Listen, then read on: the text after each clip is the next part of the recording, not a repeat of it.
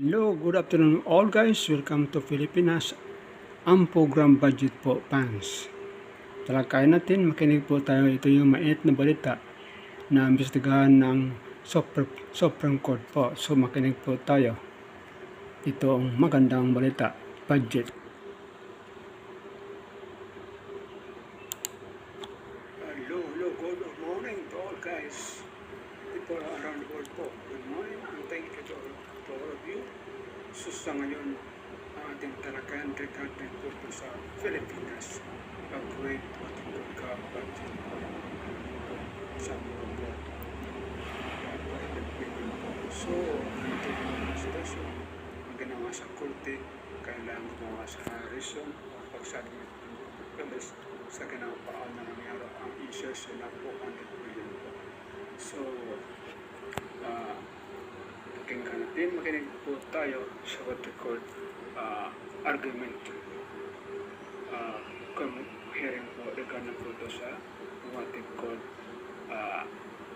unprogrammed budget po. Napakalaki po. Opinion po usapan dito.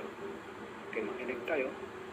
Regardless of whether the parties comply with the opinions we have provided, so Umabot sa 6 na sesyon ng oral arguments ang ginawa ng Korte Suprema para talakayin ang legalidad ng program appropriations sa ilalim ng 2024 hanggang 2026 national budget.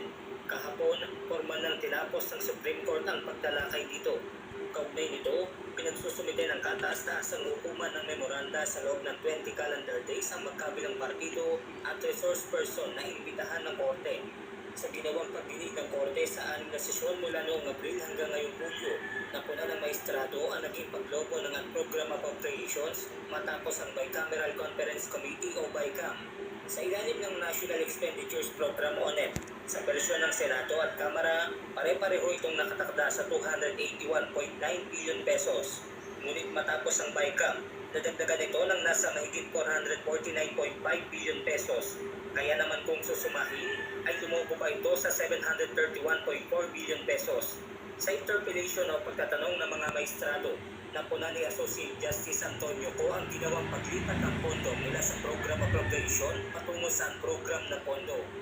if you go to the 2023-24-25 ang program appropriations, lahat doon, karamihan doon ng project, hindi emergency.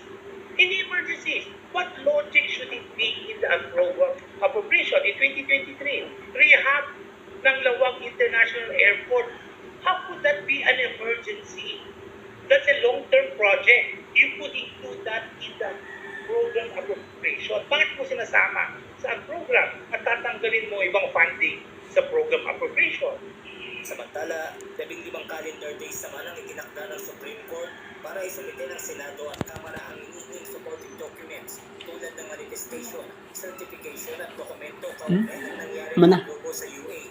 Is it possible that the court asks the representatives of Congress, both the House and Senate, to file a compliance with the court under oath attesting to what you are now telling us, that in fact they do not have the record? Nauna nang hiningi ng SC ang supporting documents, ngunit bigo naman ang Office of the Solicitor General na makakuha ng kopya nito sa Kongreso. Those are not part of the submissions, Your Honor. We relayed to our clients, the House and the Senate, and they furnished us with the BICAM report and their joint explanation of the differences in that were effected in the changes during the BICAM meeting, Your Honor.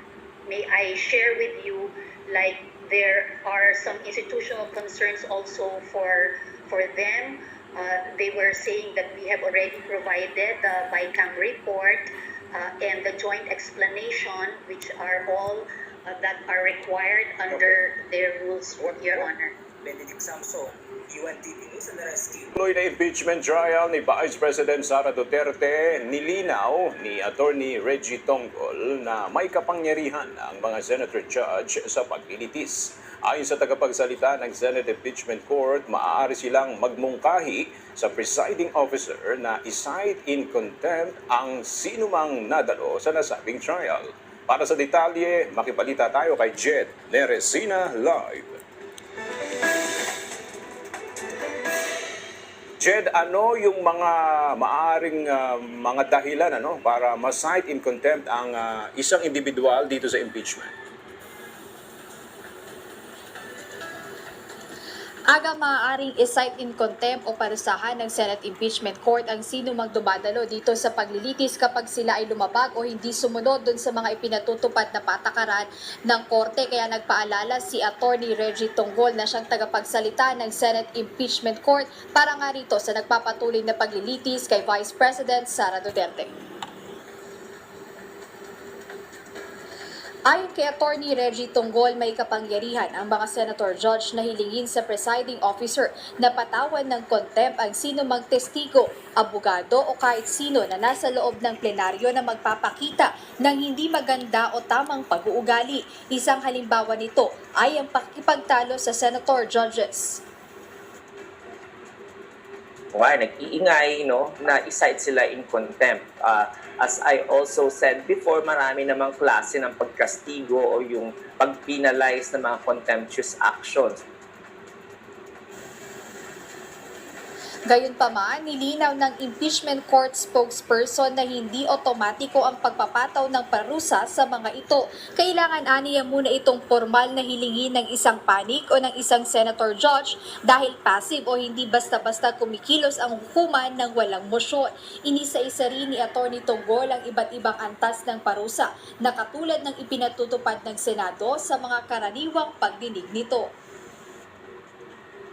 Sa dyan is yung i-reprimand sila, a-admonish sila, papaalalahanan sila. Pangalawa, yung papaalisin sila or papabayarin sila ng penalty o kaya naman ipapakulong sila. So yun yung gamot of the power of the court na to penalize any contemptuous act. But it has to be moved by a certain party or a certain senator judge bago mag-acto yung impeachment court as a whole. Kasi nga, sabi ko, passive ang korte sa mga ganyang bagay-bagay.